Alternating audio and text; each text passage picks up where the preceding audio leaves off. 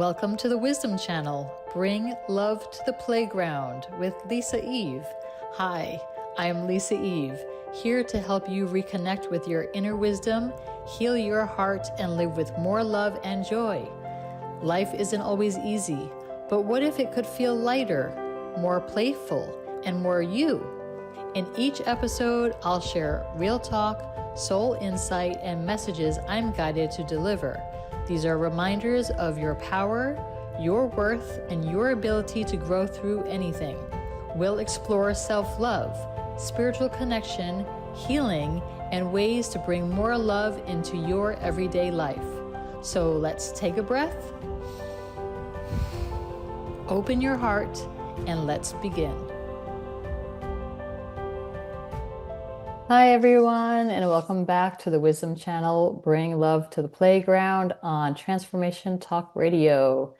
In today's episode, Cassie and I explore how labels that may seem empowering often create division, judgment, and competition.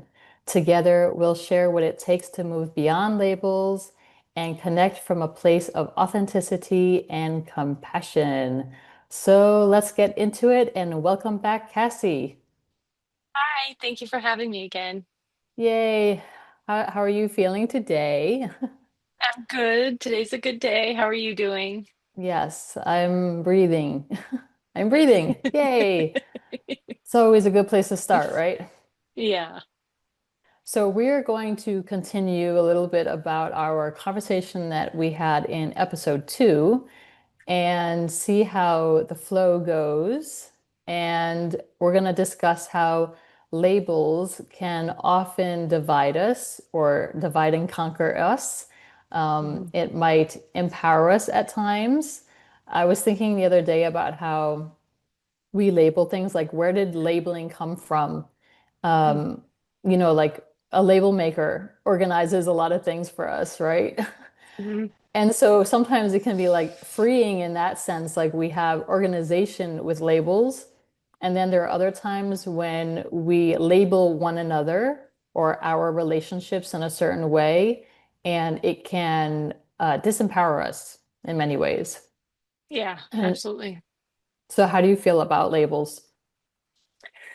I think it's a good protective mechanism, to keep, like you said, everything organized and neat. And I think for the most part, that's how the human brain likes to operate and feels most comfortable when there's very clear cut boundaries or limitations, if you will.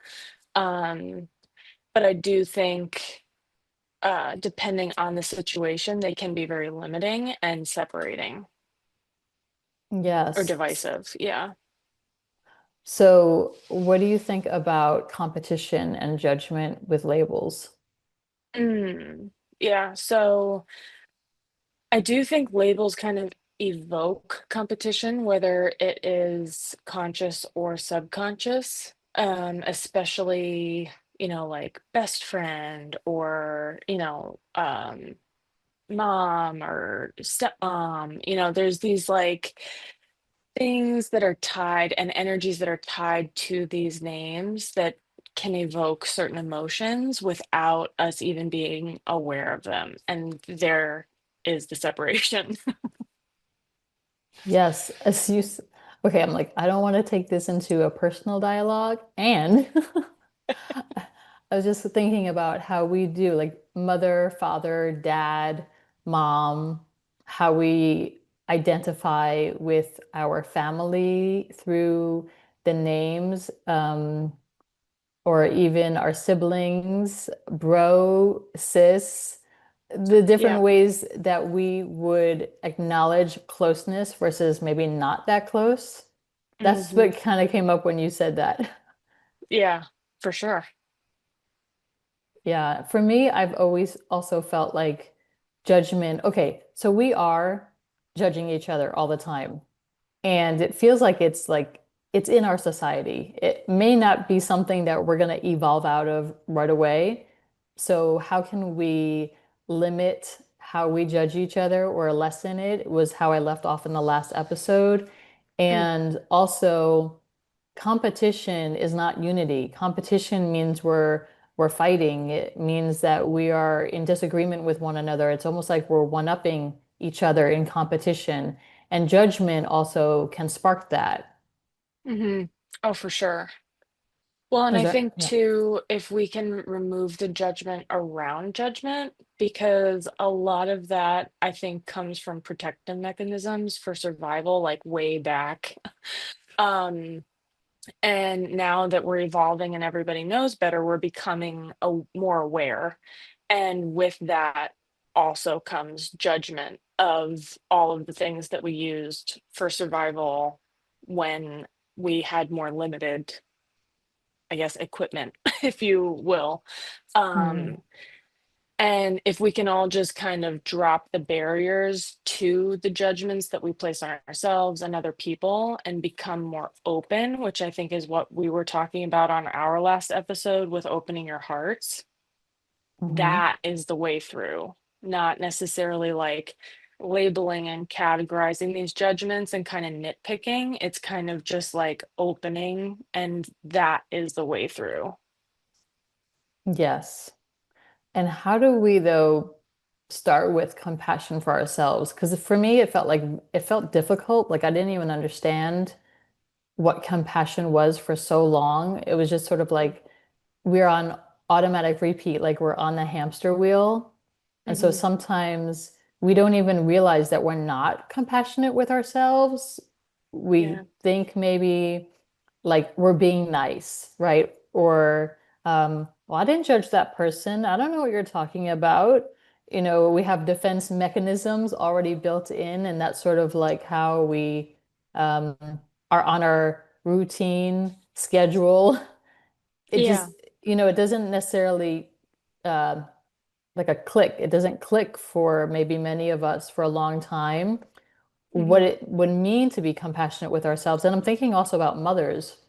Like, a mother is always thinking about their child first, most, Yeah. Yeah. right? Most mothers are always thinking about their children first and putting them first, and they put themselves last. And it's just like it's a built-in mechanism for survival, like you're saying, to protect another first before Mhm. taking care of ourselves. So, how do you feel like that would play into the bigger question of why we label each other? Well, that's also interesting point because, that mother that you just spoke about would be considered a good mother. And then maybe one that put her needs before everybody else's in the family would not be considered such a good mother or used to be. And I think that in itself is very limiting as well, because even like with the airlines, they talk about you put your own oxygen mask on first and then you help other people. Um, so, sorry, what was the last part of that question? Like how judgment goes into labels? I mean, like having compassion for ourselves. Like, Hmm. how do we get to the point where we're compassionate with ourselves, or we're able to actually recognize that it's okay to be compassionate with ourselves? Because that would Mm, help in allowing ourselves to judge each other less. That's a starting yeah, place. So, yeah. like with that.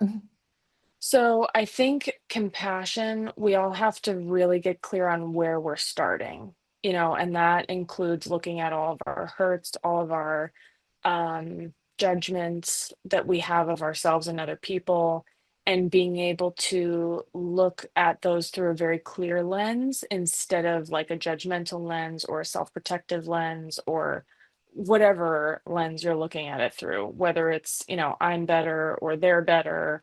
Um, just get really clear on what it is that you're working with and knowing that whatever that is and whatever it looks like is you and is perfect.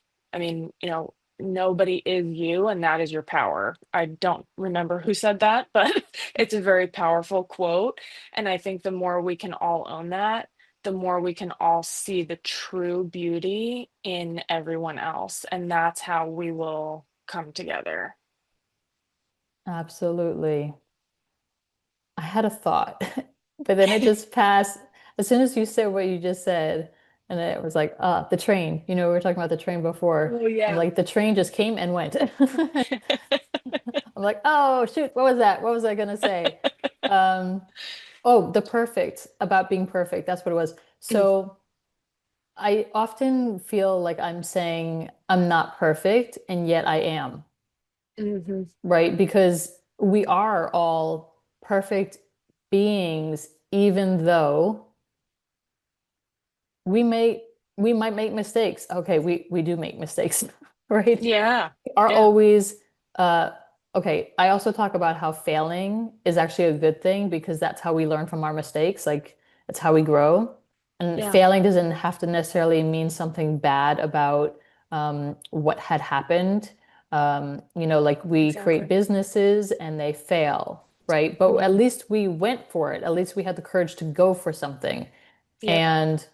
And then perfect versus not perfect, the whole being a perfectionist.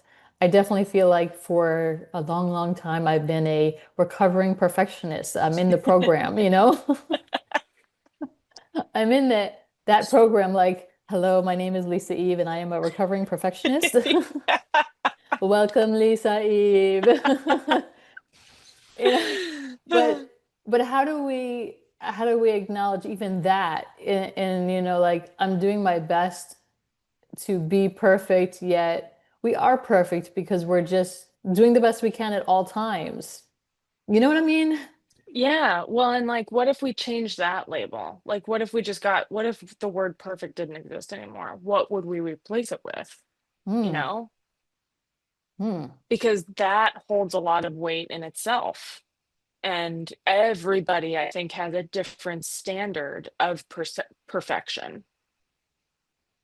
And it goes back to like knowing what, I'm just going to say, baggage you're carrying and what tools you're working with to know where your definitions lie for each of these labels.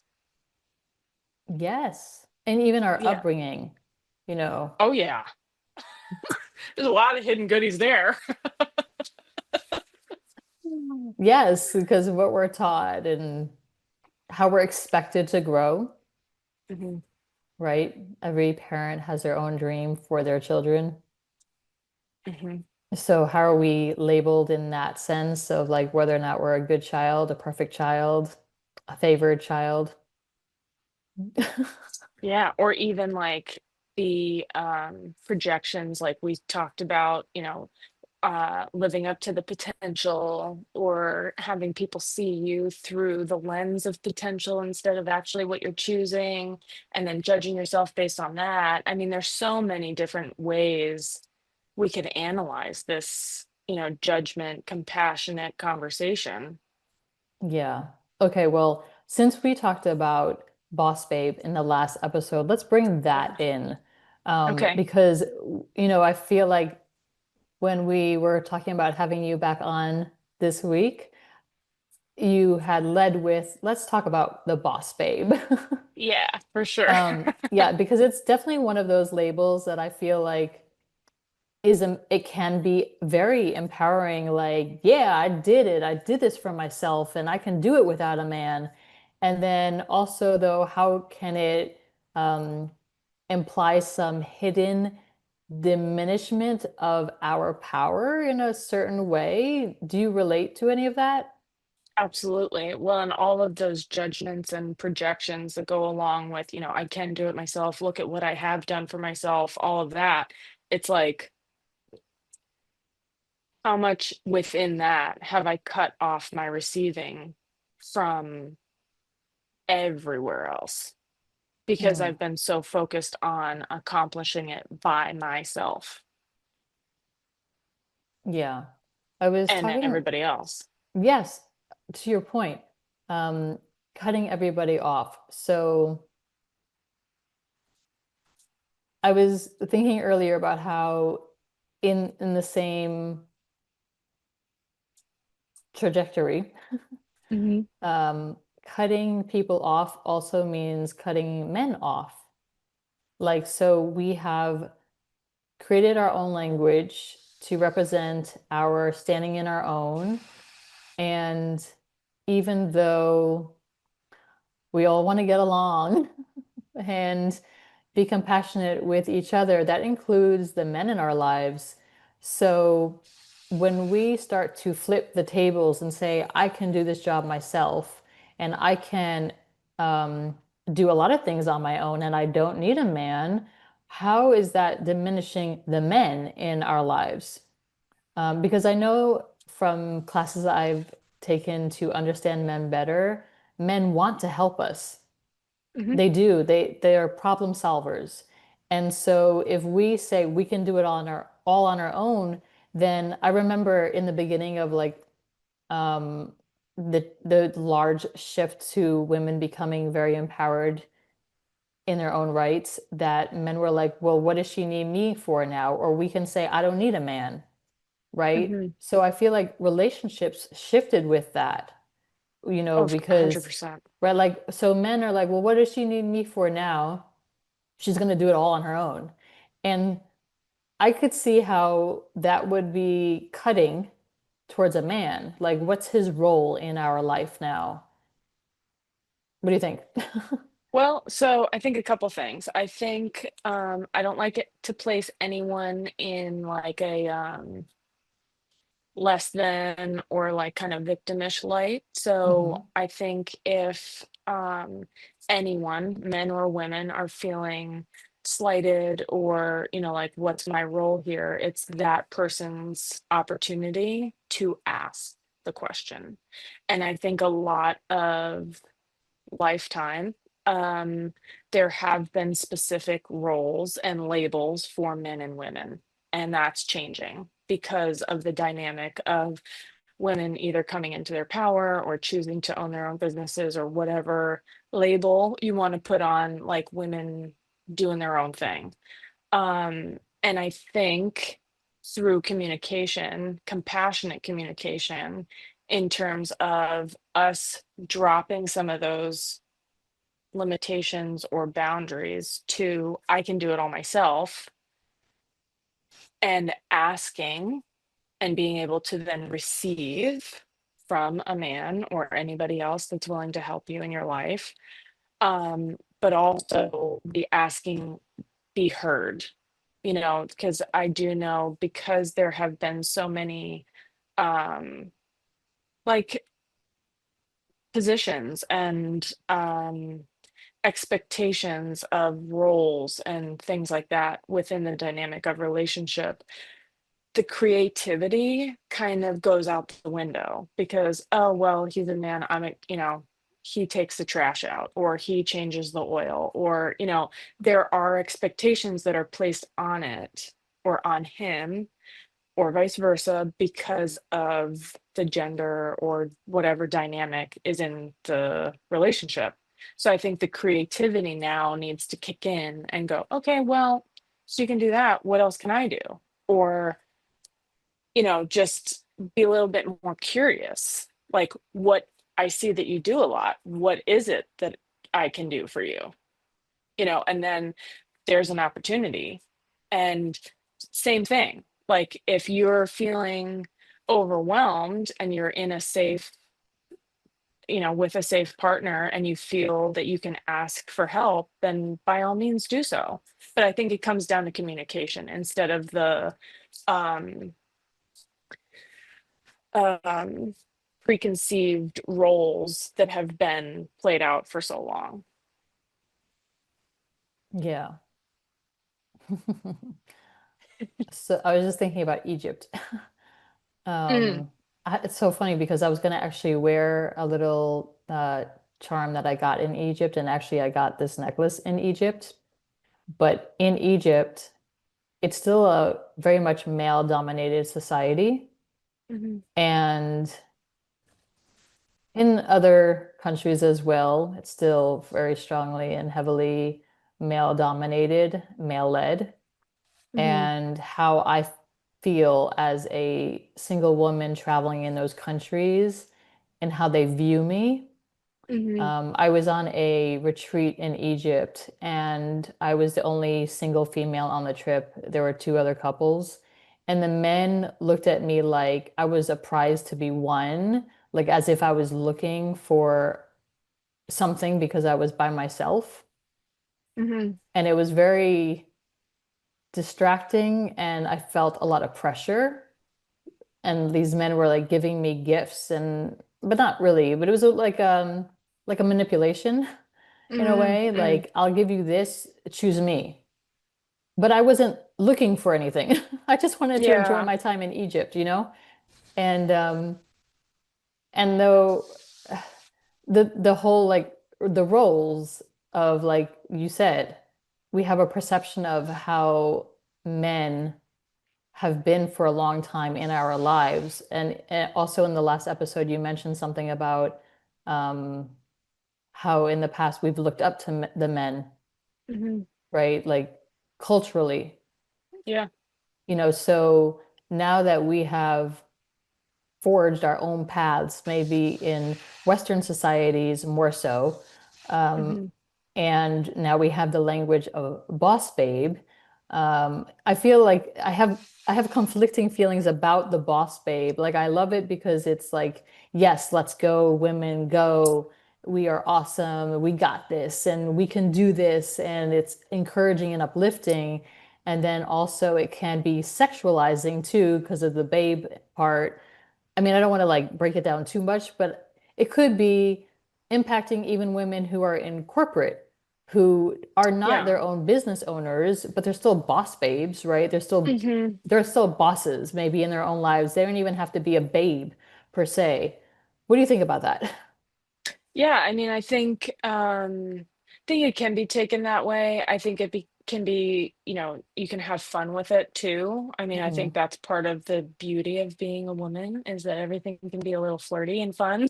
Um, so you can look at it like that, or um, but I do think, going with the labeling of it and back to like how much you're willing to receive and things like that. I also think I wonder where the limitation is or not for what it means to be a boss babe. Like, is that an ever moving bar that mm, we have kind of placed on ourselves? Because as a business owner, I know I'm kind of doing that because I obviously want to keep growing, but it's like, is it truly an attainable label? And is that something that we've created to kind of keep the women chasing the carrot in a way? mm, I don't know. Like, it doesn't have the same ring as like CEO. mm, mm. Good point. CEO True. to me means, like, boom, done. Mark the level, check it off. Boss babe, it's like, are we joking? Is she a boss? Does she own her own business? What does that mean? Is it her energy? Is it what she does? Mm, To me, mm. to me. These are really great reflections. But it's true. And like, why can't we, as women, why can't we use the term CEO and that's enough? It's a good question. I mean, I think it can be. It's just interesting that these other labels come into play. Hmm. Even like girl power, All right. right? But do we really need that? Like, do we have to Right. identify ourselves? Can't we just be powerful as we are? Well, and again, why not just unity? Why does there have to be girl power and male power? Like, Right. why is there still division? I just don't understand. Yeah.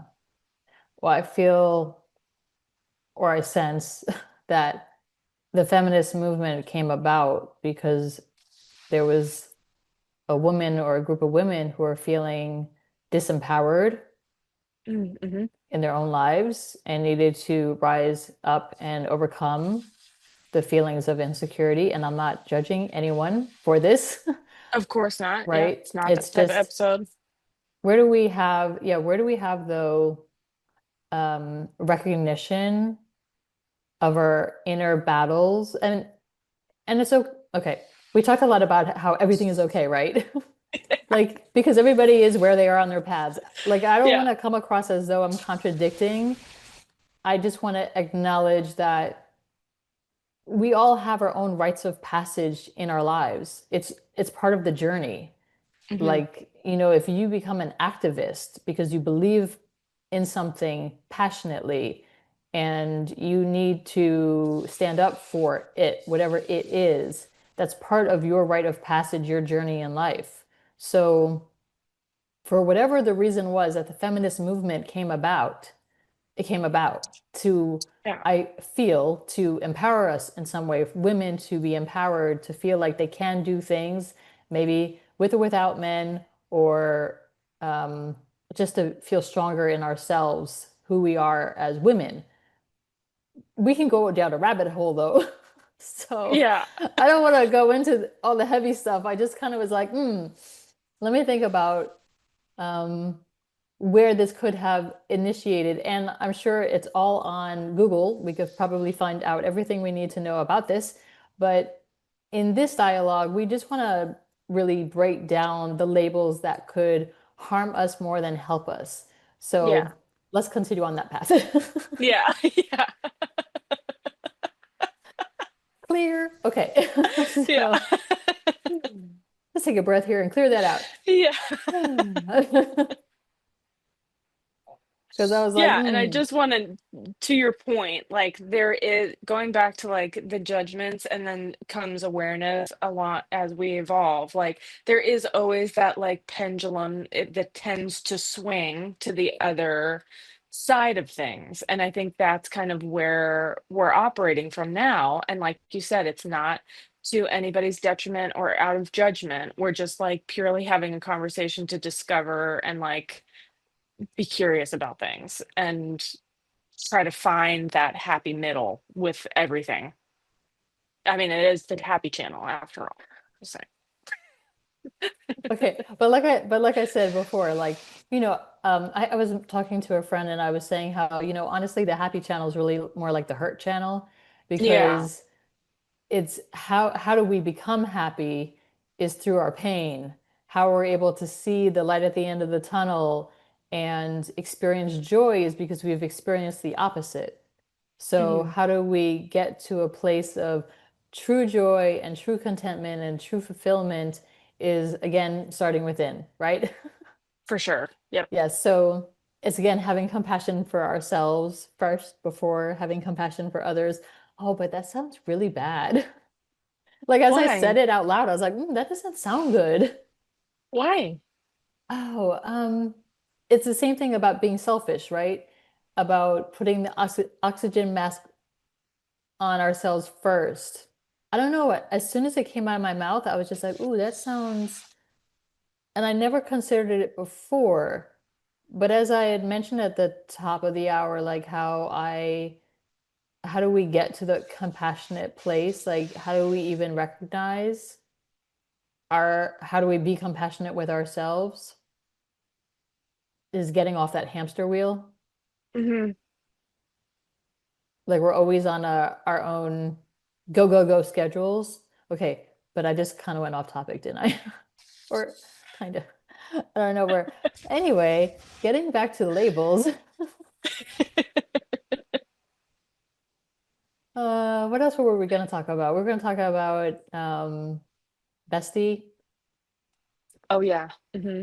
Should we talk And I about, let's think talk about toxic. friendships. Should we do Yeah. that? Okay. Yeah. Do we need a quick break though before we do that? Yeah.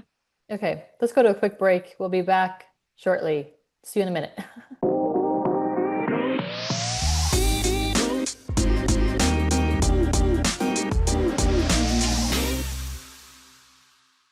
Hi, everybody. Welcome back to the Wisdom Channel. I'm Lisa Eve, and we've been talking about labels and how they limit our freedom. And joining us this week is Cassie Adams, our guest from previously. Welcome back, Cassie. Hi. Thank you. Yay. Let's talk Yay. about, we're getting into now Bestie, the label Bestie. How does that empower us or diminish us? How does that limit us? Let's get into it. What do you think, Cassie? Yeah, so I think it definitely limits the connection, because it could probably be better than best, just saying. I mean, who knows? Yeah. Um, I've had many experiences with best friends or, friends and how the separation, kind of divides if you're in a group setting, your best friend from your other friends. And that's always an interesting dynamic. Yeah. This was something I really wanted to talk about on air because it would always make me cringe. Like, people will create retreats and they'll say, "Come meet your new bestie." And I'd be like, "Ugh, that feels icky. Like, I'm not going to be on that retreat because I don't identify with that language." Mm, And I feel like, to the point of, it is like a hierarchy. So let's say you have a friend who is a good friend, but then she's like, "Oh yeah, my bestie so and so." And then I'd be like, "Well, what does that make me?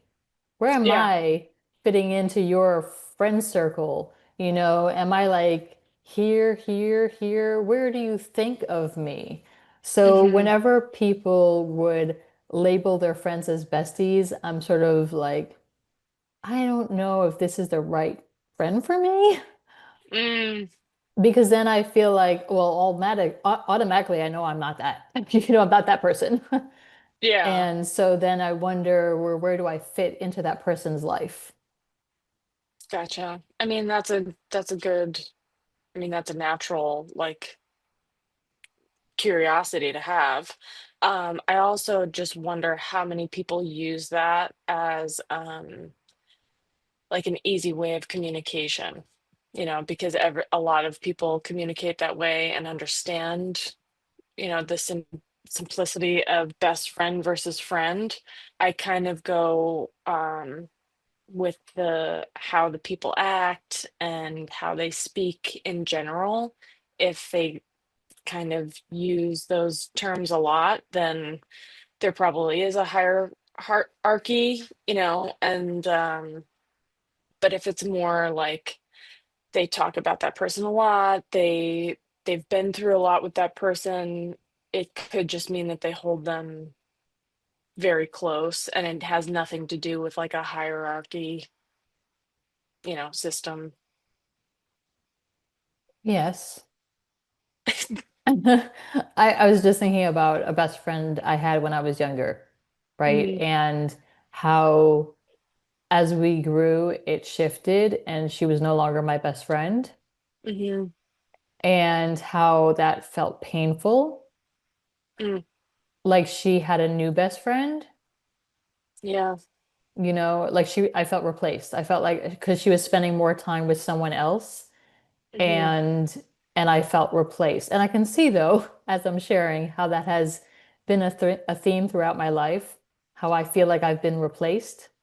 Mm, I'm just sharing my personal details all on air. yeah. But I'm like, I need to maybe have a therapy session about that. Um, yeah, I was just thinking, though, how, like, because for a while that person could be your best friend or your bestie, but we're always growing and we're always learning about ourselves and how our friendship groups change over time. Like, I'm no longer friends with the best friend I had from childhood. Hmm. And I feel like that is a natural evolution that we take because we are growing and learning different things about ourselves and who we are when we are in relationship with others. Yeah. So it is a natural evolution, and at the same time, the terminology, though, I feel like can hook us. It could also Yeah. be like an expectation, like, I was just thinking about, you're my bridesmaid, so you have to do X, X, X. You have to do these things for me because you're this person for me on that day.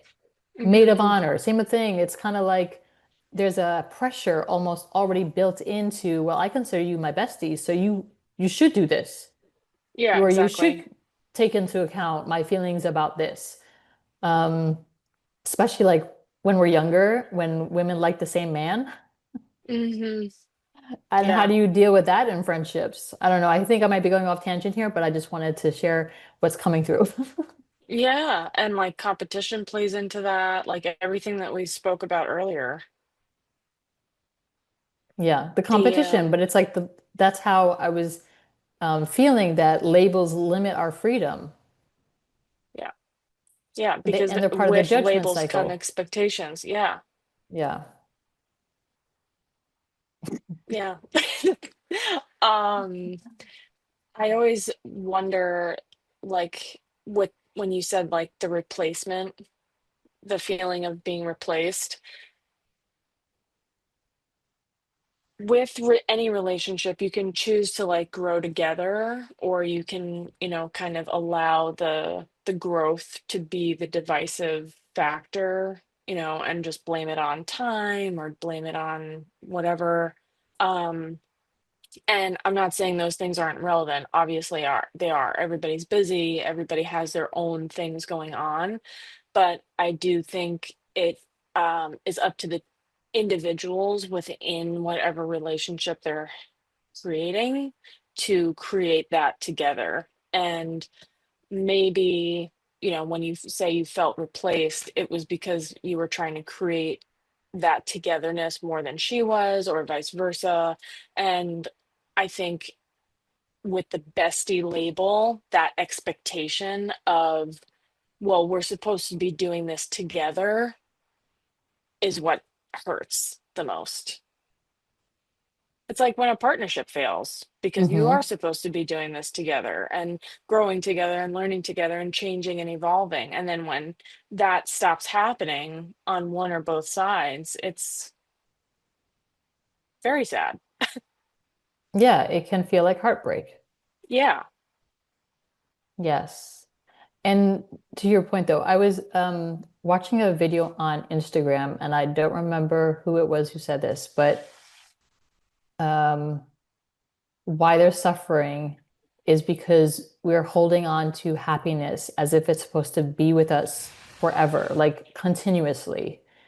Yeah. And we're not allowing the flow of life to just to allow, like we're holding on so tightly to something that we think is supposed to be, and that's what is creating the blockages instead of the flow in our bodies, and that's what creates sickness and illness and cancer and other things, is Hmm. that we're not allowing the flow of life. Like we're expecting happiness to be like this continuous line, and and and so with the whole best friend, like I expected our friendship to continue in a certain way and Hmm. wasn't ready to let go. And to your point, she may have had a different experience of me than the way I saw the friendship.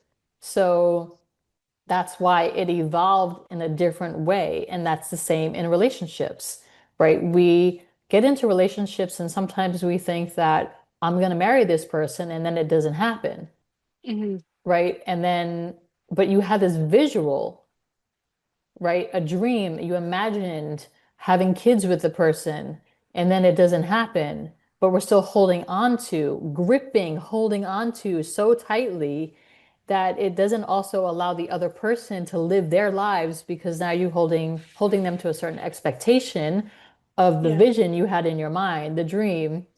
So I think also like you said, it's like are both people in the relationship willing to have a conversation and communicate about what they both need in order to grow together? Yeah. And how they're feeling, and maybe what their expectations are, and how they feel their expectations are not being met. Because I feel like a lot of times those just go unspoken. And because of maybe a relationship dynamic, but that dynamic might be changing. And then because that dynamic has shifted, the person is going, what the heck?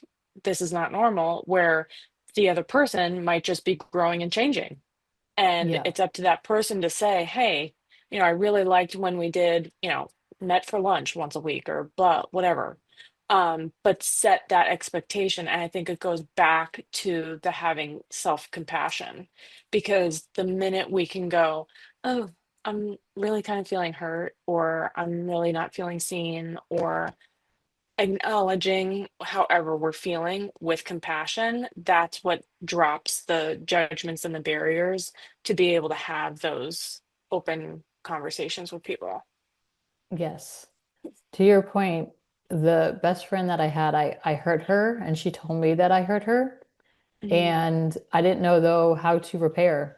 Like I felt like things had gone too far and we're not in communication anymore. I don't know that we're supposed to be though.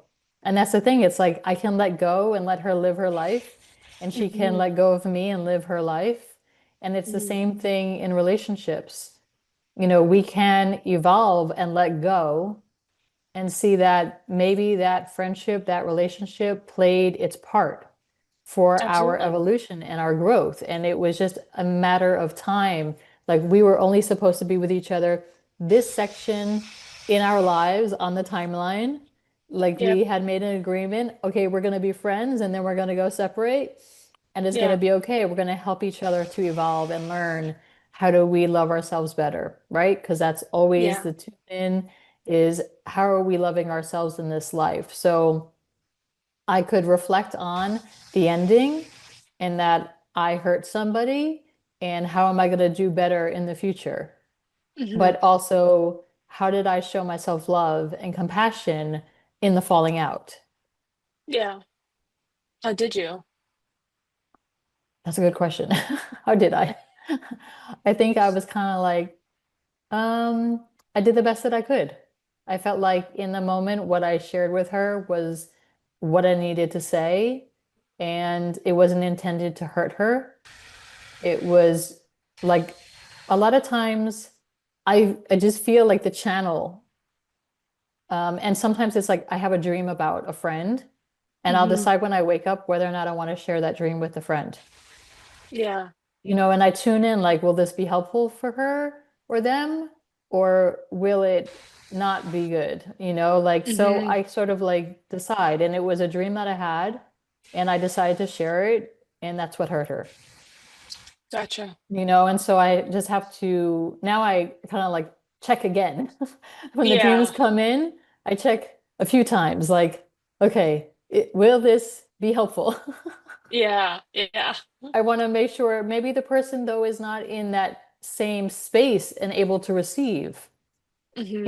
like because we're operating on different timelines. Maybe in terms of like where we are in our growth stages, does that person have the capacity to receive this information in a positive way?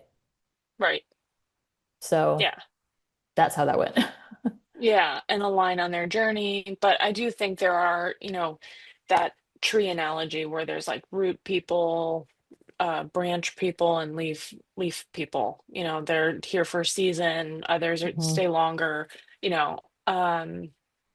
And I think finding the beauty in all of that is through being able to release the judgments of, why they're not here anymore, or what happened to create them not here anymore, all of that. Just enjoy the time that you have with everybody and let the rest go.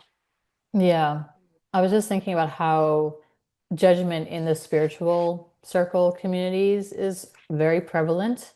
Hmm. Like I remember spiritual bypassing was a term that came along, I feel recently, and like how we That's judge so each other. interesting. Have you heard of that? Yeah.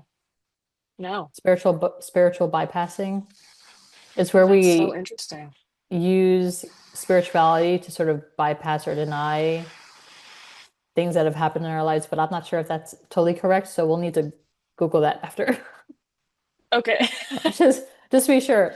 But I mean, I've heard where it's kind of like using this, oh, but I'm all love and light. This doesn't affect me kind of a thing. Mm-hmm. Or like not acknowledging, look, a lot of us can be in denial about a lot of things. Yeah.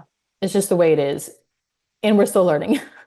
Yeah. And until we see it for ourselves, like I was in denial about um the compassionate piece, like I said, it took me a long time to understand even what compassion would be looking like for me, how to Yeah. be compassionate with myself, Mhm. or even having illness in my body. Like there are definitely things that have changed as I've aged. But early on, I had a lot of heart issues and memory loss, and I didn't know at the time that I was going through early menopause, like Mhm. early. So, I could have been seen as denying the illness in my body or whatever was happening, because I was like, I don't want to receive a diagnosis by a doctor, Yeah. so I was like sort of like skipping steps. But I found out when I needed to find out, hey, okay, I went through menopause early and we're done. We're done Yeah. with, I'm not gonna have the kids. So but I feel like in terms of our relationships, and the labels that we give, it also includes diagnoses that I feel like also limit us, can disempower us. I was going to talk about that, so I'm glad it just kind of came through. Um, Yeah.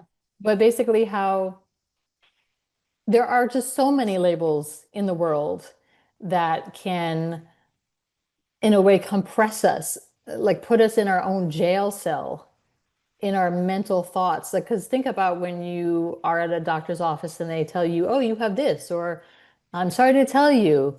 And then all of a sudden, maybe you were like thinking it was one thing because you were typing it in online and like researching your symptoms and you thought, oh, it could be this and I'll be fine. I'll be fine. But then you receive Yeah. something else and then like your whole mental structure will like, Yeah. change.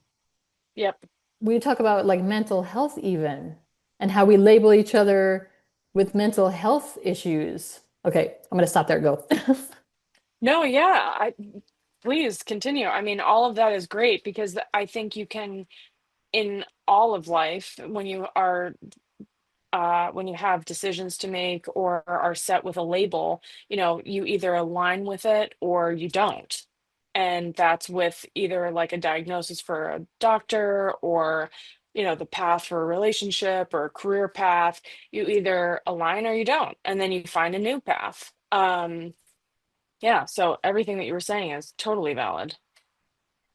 I mean, even if we call like girlfriend boyfriend, like Hmm. how excited, like oh my God, I'm a girlfriend, or um, like I'm off the market. Like I was like I'm so happy for you, and Yeah, like how we kind of look forward to certain labels, right? yeah, Like almost like having the label defines us in a better light, in a happier way, in talking about bringing up our mental health capacity, right? right, exactly. Yeah. Yeah, Yeah, because just because you're a girlfriend doesn't mean it is going to be a positive influence in your life. You could be with a totally toxic partner that's going to be super destructive, which that might lead into the next part of what you wanted to. yeah, yeah. So I think that it's the also the toxic label. I noticed that we have like dealing with toxic people. Like I've seen this a lot online. Oh my God, this person is toxic, that person is toxic. But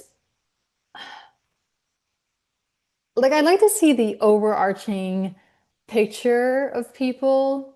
Like Hmm. we can see the potential in everybody. And even though people's paths are can feel confronting for us or scary even at times and will trigger us, does it necessarily mean overall that person is toxic, or is it just a behavior? Is it like one behavior? Or does it really mean, because like, when we're born, we're babies, we love, love, love. We Hmm. come in with all this love, and then we learn different things from the people who raise us. Hmm. And that love that we came in with shifts and changes. But the path home for us is always getting back to the self-love core. Yeah, So, however people get there, and they might not get there in this lifetime, but maybe that's not part of their path to get there. exactly. Yeah, and I think that goes back to the beginning of the segment, which is like releasing all the judgments about what your path is supposed to look like and, the bumps or how big those bumps are supposed to be or what mountains you're supposed to climb or not climb or, like all of that, just let go of it, enjoy the journey. Like, and in terms of the toxicity, it's like if you think of people having allergies, like I know people that are allergic to bananas. I'm not, but it's toxic to that person. So it's like, what are we really doing by calling people toxic? Because it's like that might trigger some and it might propel others. So really, it goes back to that whole point of like everyone being perfect Mm. and however you are is a contribution and it's going to affect positively some people and negatively some other people. And it is up to them to like deal with that instead of everyone trying to not be toxic. Be who you are because you are hopefully coming from the place of love, and that is what will be spread. Yes. And though judging someone else for being toxic, where do you feel like, when someone does that, where does that place that person? Judging someone else as better than, you know? Depends. Yeah, I think it depends on the situation because I've been in toxic situations and I didn't stay in them long enough to judge it. I just left. So there's that element to it as well. And I've been in toxic situations that I didn't recognize were toxic for a while. And then it's like, okay, I'm really not feeling good about this. But again, I think it's that person's responsibility to own the feelings of what's going on instead of placing the judgment on the situation or the person being toxic. At the end of the day, it's either this is working for me and I align with it or it doesn't. Exactly. And Exactly that. yeah, and you can get to that place through the self compassion aspect that you spoke about earlier.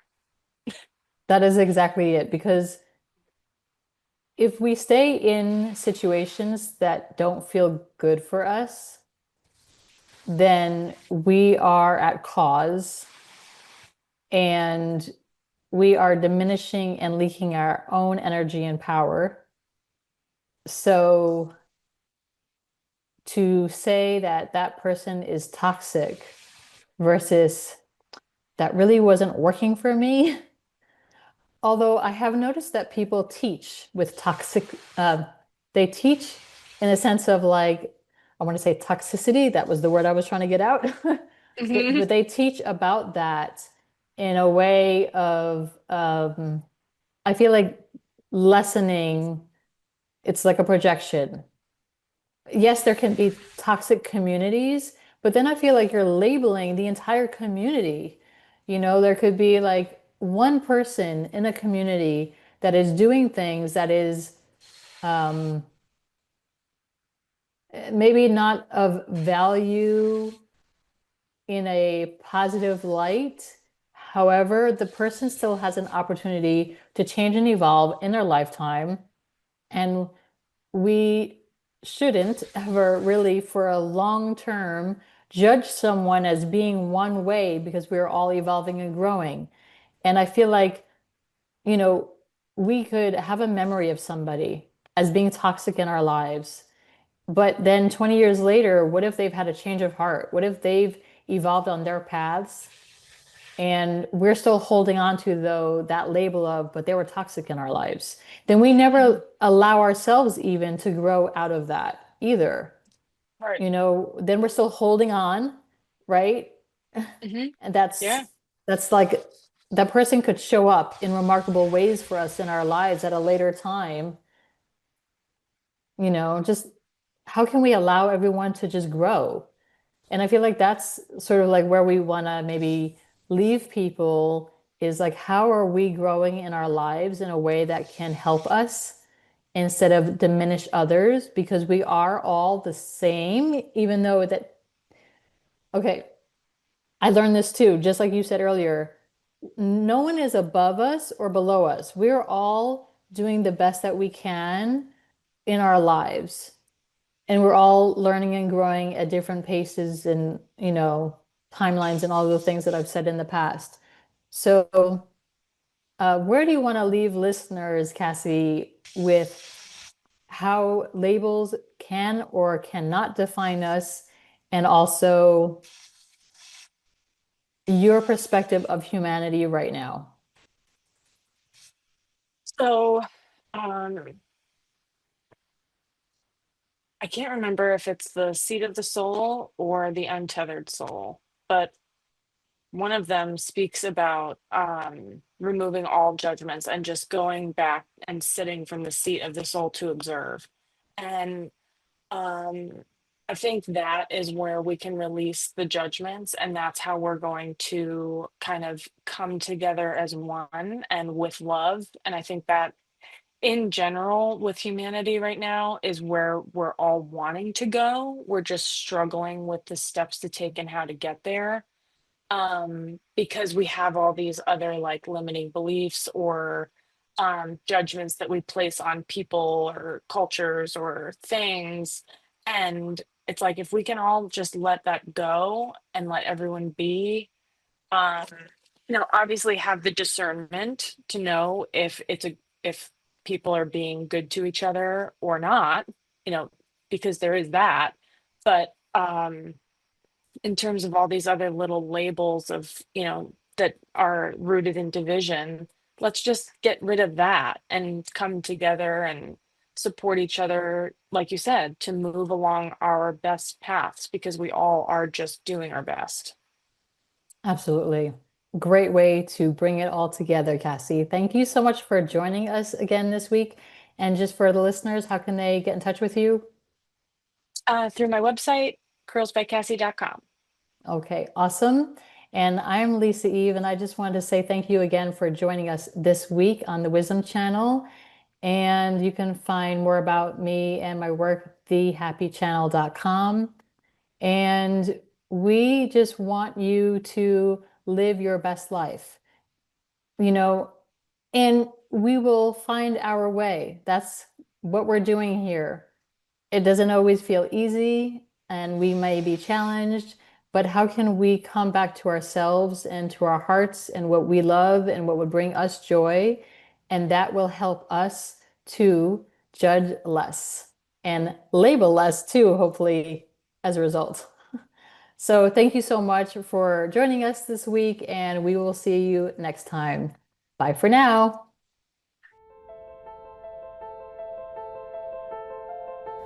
I am Lisa Eve. Thank you for listening to the Wisdom Channel. Bring love to the playground, airing every second and fourth Thursday at 8 a.m. Pacific on Transformation Talk Radio. Remember, self-love is the foundation of your happiness, so take one small step today to nurture your beautiful self. To go deeper on your healing and self-discovery journey, pick up my book, The Love Channel, Finding Your Way to Happiness, available now on Amazon.